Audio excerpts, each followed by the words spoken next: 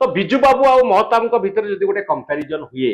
बर्तमान गोटे कंपैरिजन पाई कि गोटे स्कोप क्रिएट होउची ओडिशा सारा लोकन को कोई दिया होउची जे केवल बिजू बाबू नुहंती महताबंकर मध्य बहुत गुरुत्व रही अवदान रही ओडिशा प्रति गोटे अल्टरनेटिव पॉलिटिकल नैरेटिव तैयारी होउची कि ओडिशा नाय हरेकृष्ण महताब बिजू पट्टनायक भितर अल्टरनेटिव विषय थोइबाटा पॉलिटिकल नैरेटिव ठीक भबरे political narrative alternative political contribution को देखिया पड़िबो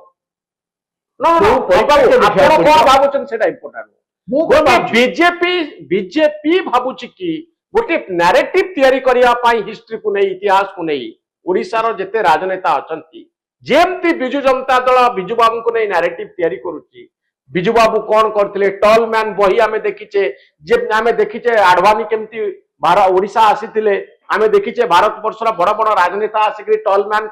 बही उन्मोचन करथिले विराट फंक्शन हेतला ओडिशा रे भुवनेश्वर रे जेतबेले बीजेडी सरकार रे थिला एबे जेतबेले बीजेडी सरकार रे नाही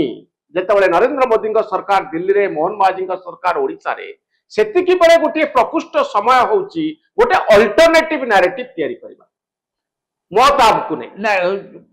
एटा एटा गोटे जदी एई जण के अल्टरनेटिव नैरेटिव जदी करिया चेष्टा करूछथि मु कहछि जे ओडिशा स्वार्थ दृष्टि नै ओडिशा स्वार्थ दृष्टि नै मु कहछि एई धर अल्टरनेटिव नैरेटिव हवा उचित न काई अल्टरनेटिव नैरेटिव हवा मु आपन गोटे कथा देखो आप एते वर्ष ला देखुचंती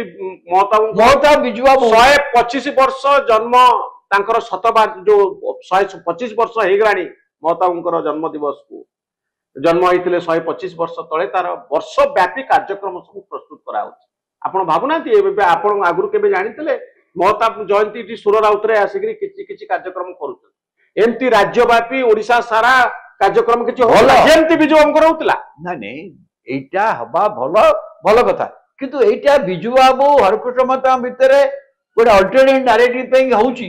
एटा को प्रचार करे मते ठीक नै मु काई कहूची जे आपण को पॉलिटिकल एंगल रो आपण कोंतु आपण इमोशनल इश्यू सहित रो मु आपण देखंतु जे जुइटी पॉलिटिकल को हां उभांकु मु व्यक्तिगत भाव जानिची उभंग सहित काम करिची हरकृष्ण महताब जिते बेले खिले देखिची तांको निकट रो देखिची एवं बिजू पट्टनायक को निकट रो देखि जे कथा होची हरकृष्ण मु कहली जे बड़ रोल स्वाधीन संग्राम में तापर ओडिसा प्रथम स्वाधीनता पर ओडिसा प्रथम मुख्यमंत्री छे स्वाधीनता पर प्रथम मुख्यमंत्री छे एवं स्वाधीनता पर यदि ओडिसा के प्रथम यूनियन कैबिनेट रे गला से होची हरकृष्ण महताब 1950 मसिया रे तांकर सरदार पटेल घनिष्ठ थिले से किंतु सरदार बिजू पट्टनायक तांकर शिष्य कहले बिजू पट्टनायक स्वाधीन संग्राम शेष पर्यायर मिसिले ये तो थिले विमान चालक थिबा अवस्था रे बिजू बाबू कथा ओडिसा रे बेसी चर्चा हुए कि नाही महताबंक अपेक्षा आज दिन रे काहे कि ना से बिजू हरकृष्ण महताब प्रथम पर्यायर रे तांकर ओडिशा साहित्य से संपुक्त ओडिशा संस्कृति से संपुक्त ओडिशा इतिहास सहित संपुक्त ओडिशा जनगण सहित तांकर संपर्क विभिन्न प्रकार किंतु बिजू पट्टनायक क्षेत्र में कहीं मन रखिंट लोक जो यंग एस्पिरेशन जमी मोदी की बर्तमान अनेक लोग भावुंट से अनेक भावुंट से नरेंद्र नेहुन को बहुत आगू चलीगले बोली पारन आज्ञा कथा बिजू पट्टनायक कौन है